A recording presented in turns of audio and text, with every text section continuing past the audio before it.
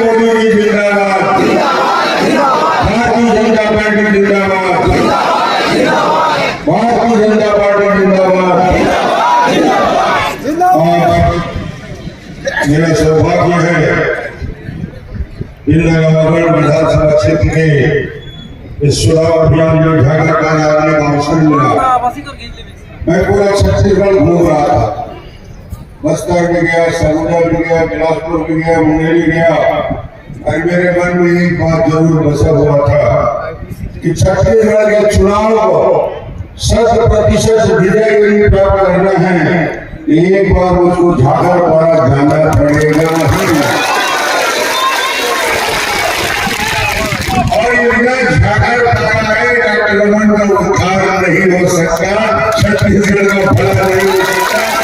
मैं जानता हूँ यहाँ की मिट्टी का, यहाँ के लोगों का, यहाँ के बुजुर्गों का, यहाँ के माताओं का, यहाँ के बहनों का, यहाँ के युवा साथियों का जो प्रेम मिलता है, जो आशीर्वाद मिलता है, उस आशीर्वाद की बदौलत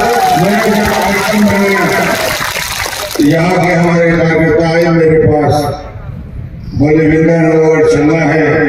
मैं विंध्यानगर में चलना है, झाकर पारा में कार्यक्रम रख देना आप लोग, मैं वही आ जाता हूँ, सबसे मुलाकात हो जाएगा।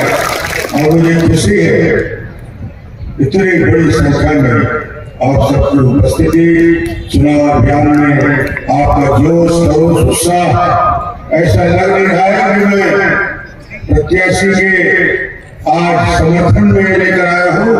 मुझे लगता है विंध्यानगर में विजय जुलूस की तैयारी कर रहे हो आप लोग, ऐसा भाव आपको लगता है। मेरे साथ उदयनाथ जी महाराज आशीर्वाद देने आए हुए हैं। हमारे पूर्व मंत्री पूर्व सांसद ओजस्वी रमला चंद्रशेखर साहू जी भी हमारे बीच उपस्थित हुए हैं। हमारे पूर्व साथी विधायक हमारे साथ रहे डबूधर पुजारी जी, हमारे शीतला पांडे जी, नेहा सिंगल जी, शकुंतला नायक जी, कुंज बिहारी बेहरा जी, शरद मोनी जी, यहाँ पे उपस्थित हमारे सभी वरिष्ठ साथी सुशील यादव जी, गैराम नेताम जी, करण नायक जी, चंद्रशेखर सोनवानी जी, सीताराम यादव जी, राम कुमार साहू जी, महेंद्र पंडित जी, गौतम नागेश जी, देश बंधु जी, घासीराम यादव जी, हमारे प्रत्याशी और भावी विधायक सोया मुक्ता जी, और हमारे राज साथी जिनके लिए इसी बड़े चुनाव अभियान में आपके बीच आया हूँ। मेरे साथ विधानसभा में काम करने वाले संसदीय सचिव से गोवर्धन भाई का स्वागत करिए। मैं आपके समर्थन में और आपसे आशीर्वाद लेने के लिए आया हूँ। और ये कल्पना, ये चुनाव एक ऐतिहासिक चुनाव है। केवल छत्तीसगढ़ में विंध्यानगर की जीत का सवाल नहीं है, सवाल इस बात का है कि इस भ्रष्ट निगमी सरकार को बदलने का अवसर 17 तारीख को आपको मिलने वाला है। ये सरकार 15 साल में आपने डॉक्टर रमन को देखा, 5 साल भूपेश बघेल को आपने देखा। भूपेश बघेल मेरे से विधानसभा में पूछ रहे थे कि डॉक्टर रमन तुम्हारे और मेरे में क्या फर्क है, मैं भी मुख्यमंत्री हूँ, तुम भी मुख्यमंत्री हो। भूपेश बघेल से मैंने कहा विंध्यानगर चल देना, झाकर पारा चल देना, फर्क पता चल जाएगा क्या फर्क है। 15 साल छत्तीसगढ़ में काम करने के बाद यदि डॉक्टर रमन को गांव की जनता मां आशीर्वाद देती है तो चावल वाले बाबा के नाम से मुझे जाएगा। और भूपेश बघेल जी, तुमने 5 साल में क्या पहचान बनाया है भूपेश बघेल जी? तुमको गांव गांव में, गली गली में, विंध्यानगर में, झाकर पारा में, गांव की गलियों में पूछोगे दारू वाले दादा के रूप में जानता है। कोरोना काल में कोई मुख्यमंत्री इतना बेरहम हो सकता है कि दवाई को बांटने की व्यवस्था नहीं किया और घर पहुंचा के शराब बेचने का काम किया है। ये भूपेश बघेल ही कर सकता है। इतना पैसा कमाया शराब में, कोयला में, चावल में, किस चीज में पैसा नहीं कमा रहा। 2000 करोड़ रुपए शराब में, 600 करोड़ रुपया कोयला में, चावल में 700 करोड़ रुपया की वसूली करने वाला भूपेश बघेल। मैं पूछा भैया कि ये पूरे 15 साल हम लोगों ने सड़क बनाया, पुल बनाया, पुलिया बनाया, स्कूल बनाया, अस्पताल बनाया। 5 साल में भूपेश जी पंचायत के जनप्रतिनिधि बैठे हैं, वृंदावन बेटा एक भी कोई नया काम हुआ है? एक भी काम नहीं हुआ। मैं कहता तुमने 5 साल किया क्या भूपेश जी? बोले ये सड़क, पुलिया, पुल, स्कूल बनाने का काम डॉक्टर रमन का है। मैं कहता तुम्हारा काम क्या है भाई? भूपेश बोला मेरे काम नरवा करवा धुआ बारी एक हमें ज्यादा कुछ नहीं जाना संगवारी। इसकी ज्यादा 5 साल छत्तीसगढ़ लूटने वाला भूपेश बघेल गरीबों के जीवन में आज जो हालत कर दिया है, पूरे छत्तीसगढ़ में हाहाकार मचा दिया है। उस भूपेश बघेल के इस हालत को देखते हुए मैं यही कहूंगा कि गांव-गांव में एक आवाज चल रहा है छत्तीसगढ़ में। छत्तीसगढ़ में भूपेश की पहचान क्या बनाया है? एक तो उसको दारू वाले काका बोलते हैं, दूसरा सबसे बड़े छत्तीसगढ़ में भूपेश की पहचान लबरा भूपेश बघेल। लबरा जानते हैं? झूठ बोलने वाले को छत्तीसगढ़िया में लबरा बोलते हैं। लबारी बोलने वाले को छत्तीसगढ़ में लबरा बोलते हैं। बहुत लबरा नहीं बोलते। काम करूंगा छत्तीसगढ़ में। माता और बहनों को वादा किया था पूर्ण शराबबंदी कर दूंगा। वादा किया था उसने 10 लाख लोगों को बेरोजगारी भत्ता दूंगा। वादा किया था 2 लाख कर्मचारियों को स्थायी कर दूंगा। वादा किया था 2 साल का बोनस दे दूंगा। वादा किया था महिलाओं को 500 रुपया मासिक, सभी माताओं को 500 रुपया प्रति वर्ष माह देने का वादा किया था। 500 रुपया तो नहीं दिया भूपेश बघेल ने, शराबबंदी तो नहीं किया, उल्टा आज छत्तीसगढ़ की हालत क्या किया है, इसका सवाल छत्तीसगढ़ की जनता पूछ रही है। सारे विकास के काम ठप हो गए, सारे निर्माण के कार्य रुक गए हैं और छत्तीसगढ़ में भारतीय जनता पार्टी आपके सामने खड़ी है। गरीबों के लिए 1 रुपया किलो चावल की योजना यदि छत्तीसगढ़ में शुरू हुआ, पूरे हिंदुस्तान में गया है। 1 रुपया किलो चावल छत्तीसगढ़ में हम लोगों ने शुरू किया था। गाँव-गाँव धान खरीदने की व्यवस्था शुरू की, गरीबों के लिए बेहतर इलाज की व्यवस्था शुरू किया। मगर ये भूपेश बघेल के आने के बाद 5 साल में लूट का के सिवाय और कुछ नहीं। मैं आया हूँ आज इतने दूर आपसे चल के बात करने कि 17 तारीख को मतदान होने वाला है। भारतीय जनता पार्टी के राष्ट्रीय नेता माननीय नरेंद्र मोदी जी आए थे। नरेंद्र मोदी जी ने छत्तीसगढ़ के लोगों को मोदी जी ने अपनी तरफ से गारंटी दिया है कि ये भारतीय जनता पार्टी की सरकार बनाएंगे। प्रति एकड़ 65,000 रुपया धान का कीमत यदि कोई देगा तो भारतीय जनता पार्टी सरकार देगा 65,000 रुपया प्रति एकड़। 2100 रुपया 21 क्विंटल धान के। इतना ही नहीं, मोदी जी ने कहा भूपेश ने जो वादा किया था 17 का और 18 का 2 साल का बोनस बाकी है। मोदी जी ने कहा उसकी चिंता मत करो डॉक्टर रमन, यदि थोड़ा बहुत जो भी बाकी है 4200 करोड़ रुपया बाकी है। आने वाले 25 दिसंबर को इसी साल अटल बिहारी वाजपेयी के जन्मदिन सुशासन दिवस 25 दिसंबर को 4200 करोड़ रुपया आपको आने की जरूरत नहीं है, आपके खाते में ट्रांसफर हो जाएगा। ये नरेंद्र मोदी आपके खाते में सीधा ट्रांसफर होगा, मांगने की जरूरत नहीं है। ये प्रधानमंत्री का वादा है, भूपेश बघेल के झूठे वादे नहीं है। ये देश का प्रधानमंत्री गारंटी दे के गया है हम सबके सामने। प्रधानमंत्री जी ने तीसरा बात कहा, ये भूपेश बघेल तरसा तरसा के बोनस देता था, 1 बार 2 बार 3 बार 4 बार 1 साल इंतजार करो धान बेच के। ऐसा नहीं होगा। आने वाले समय में 1 बार में पूरा का पूरा बोनस आपके खाते में चला जाएगा। बारदाना खरीदने और बारदाना की चिंता करने की जरूरत नहीं है। 100% बारदाना सरकार खरीद के लगाएगी, आपके ऊपर बोझ नहीं डाला जाएगा।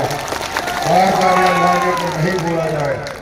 नरेंद्र मोदी जी ने और कहा, नरेंद्र मोदी जी ने कहा हमारी माता और बहनों के लिए गारंटी उन्होंने दिया, वो गारंटी 1 साल 2 साल के लिए नहीं है। सरकार के साथ गारंटी नहीं है, प्रधानमंत्री का गारंटी है कि जितनी हमारी बहनें हैं, जितनी शादीशुदा हमारी बहनें हैं, सबके खाते में महीने की 1 तारीख को 1000 रुपया जमा होता जाएगा। साल में 12,000 रुपया सभी बहनों के खाते में, और ये 1 साल 2 साल के नहीं, जीवन भर की आपकी व्यवस्था होने वाली है। स्थायी व्यवस्था माननीय प्रधानमंत्री नरेंद्र मोदी जी ने कर दिया है। गैस सिलेंडर 500 रुपया करने का काम भी नरेंद्र मोदी जी ने कर दिया। 1 लाख नागरिकों के लिए रोजगार के अवसर प्रदान हो, 1 लाख जॉब सर्विस मिले, नौकरी में 1 लाख लोगों को भर्ती किया जाएगा। ये नरेंद्र मोदी जी ने वादा किया है हम सबको, छत्तीसगढ़ वासियों को। भूपेश ने क्या किया रोजगार के नाम से? वो बोलता है नागरिकों को गांव में गोबर इकट्ठा करो, गोबर का छेना बनाओ, नवयुवकों को बोलता है गोबर बेचो। वारे भूपेश बघेल, लालू यादव का रिकॉर्ड तोड़ दिया।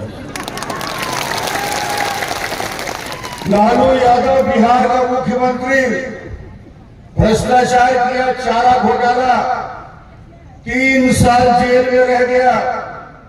भूपेश बघेल उससे ऊपर काम करता है। ये तो चारा घोटाला कर रहा है, ये गोबर घोटाला कर दिया 300 करोड़ का। भूपेश बघेल 300 करोड़ का गोबर का पैसा नहीं दिया महिलाओं को और 300 करोड़ खा गया।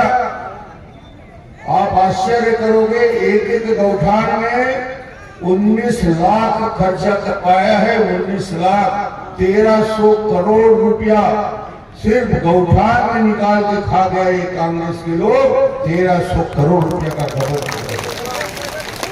सबकी जांच होगी, चिंता करने की आपको जरूरत नहीं है। जितना घोटाला किया है सबका जांच होगा, गड़बड़ करने वालों को स्थान दिया जाएगा। अभी पीएससी का भर्ती हुआ नागरिकों का, बहुत सारे युवा इस सभा में मौजूद है। डिप्टी कलेक्टर बनना चाहते हैं, एडिशनल एसपी बनना चाहते हैं, तहसीलदार बनना चाहते हैं, एसडीओ पुलिस बनना चाहते हैं। छत्तीसगढ़ के युवा पीएससी की तैयारी करते हैं। जीवन भर का पूरा पैसा गरीब माँ बाप लगा देते हैं। बच्चा पढ़ता है, परीक्षा देता है, समझता है मैं होशियार हो तो डिप्टी कलेक्टर बन जाऊंगा। और भूपेश राज में ये भी संभव नहीं। 50-50 लाख 70 लाख में एक पोस्ट को बेचा गया है भूपेश सरकार। हाई कोर्ट ने रोक लगा दिया। इतना बेईमानी की नागरिकों के भर्ती में भी लोवन सिंह सोनवानी चेयरमैन का भाई भतीजा और उसके परिवार के 6 लोग डिप्टी कलेक्टर बन जाते हैं। एक कानून की नागरिकों के भर्ती में भी लोवन सिंह सोनवानी चेयरमैन का भाई भतीजा और उसके परिवार के 6 लोग डिप्टी कलेक्टर बन जाते हैं। एक खानदान के कांग्रेसी नेताओं के। मैं आपसे वादा करना चाहता हूं, 15 साल हमने पीएससी का परीक्षा लिया था, एक भी गड़बड़ नहीं हुआ था। आने वाले समय में पूरी ईमानदारी के साथ होगा और ये भ्रष्ट लोगों को निकालने का भी काम है। वातावरण में बदलाव आ गया है, छत्तीसगढ़ में बदलाव आ रहा है। भूपेश बघेल घबरा गया है। ऐसा घबरा के आईएमएफ घोषणा कर रहा है जिसको मालूम नहीं भूपेश बघेल तुम अभी 21 दिन के मुख्यमंत्री बचे हो, सिर्फ 21 दिन बाकी है। डेरा डंडी बांध लो भैया, रायपुर छोड़ना पड़ेगा, मुख्यमंत्री निवास खाली करना पड़ेगा। 21 दिन बाद छुट्टी छत्तीसगढ़ की जनता करेंगे कि नहीं? एक बड़ा काम जो कल प्रधानमंत्री जी याद कर रहे थे और उसको मैं आज झाकरपारा में बताना चाहता हूं। सार्वजनिक सभा में प्रधानमंत्री जी ने कहा छत्तीसगढ़ के गरीब लोगों के लिए मैंने 18 लाख मकान स्वीकृत किए। 18 लाख मकान नवागढ़ में भी स्वीकृत की, झाकरपारा में भी स्वीकृत, पूरे छत्तीसगढ़ में किए 18 लाख मकान। मगर भूपेश बघेल ने 5 साल में 8 मकान भी नहीं बनाए, एक मकान नहीं बनाया। सारा पैसा गरीबों के मकान बनाने वाले भूपेश बघेल से बदला लेना है कि नहीं लेना है? भूपेश सरकार से बदला लेने की तैयारी है कि नहीं? 17 तारीख को कमल में बुलंद आकर 4 नंबर में हमारे प्रत्याशी गोवर्धन मानी को जिता के भूपेश बघेल को संदेश देना है कि नहीं देना है? यदि बदल लेना है तो सरकार बदल जाएगी, बदलने वाली भी है। मगर मैं यही कहने वाला हूं कि जिस दिन सरकार बदली, भारतीय जनता पार्टी का मुख्यमंत्री शपथ लेगा, पहले दिन ही 18 लाख मकान को स्वीकृत करके गरीबों को वादा मेरा नहीं, मेरा जो है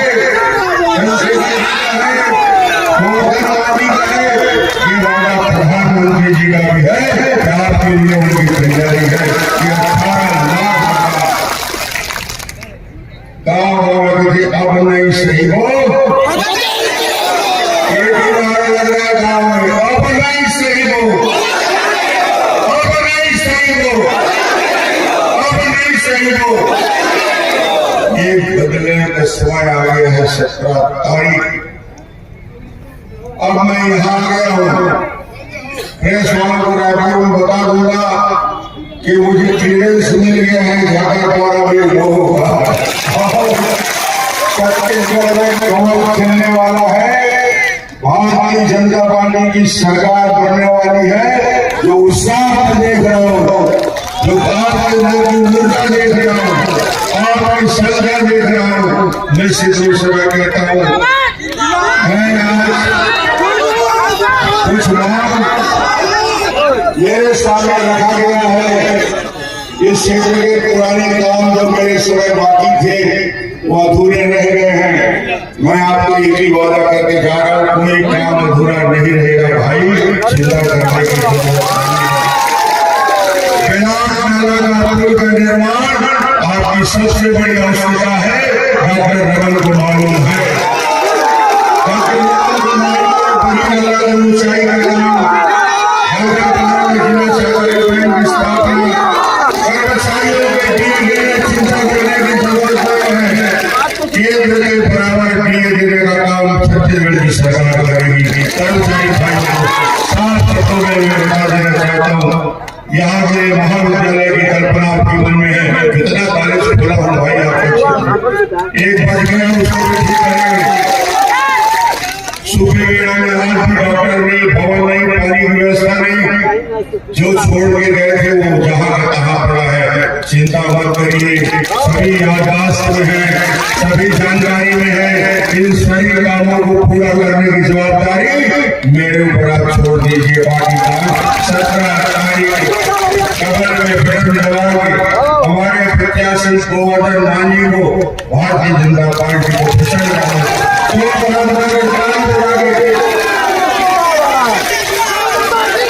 2023 में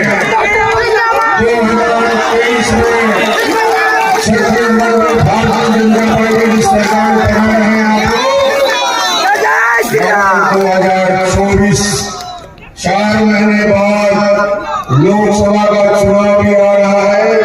नरेंद्र मोदी को तीसरी बार देश का प्रधानमंत्री बनाना है। 2 बार बनाएंगे और आखिरी बार जो आपके दिल में है, डॉक्टर रमन के दिल में है, गोवर्धन मांझी और चंद्रशेखर के दिल में है, जब 500 साल इसका इंतजार किया है कि लोगों ने अयोध्या में रामलला का भव्य मंदिर का निर्माण किया। आप भी इंतजार करते थे, मैं भी इंतजार करता था। 22 जनवरी को रामलला अपने सिंहासन में विराजने वाले हैं। 22 जनवरी को मैं तो आपको आमंत्रण देने आया हूँ। छत्तीसगढ़ सरकार की तरफ से सबको रामलला का बारी बारी दर्शन कराया जाएगा। जो जाना चाहते हैं दोनों हाथ उठा के ताली बजा के बताइए। ये संकल्प पूरा हुआ, विकास की यात्रा जारी रहेगी। मोदी जी और छत्तीसगढ़ की डबल इंजन की सरकार बनेगी और छत्तीसगढ़ में नया इतिहास रचा जाएगा। विकास के नए आयाम आगे बढ़ेंगे और यही कहने मैं आपके बीच आया था।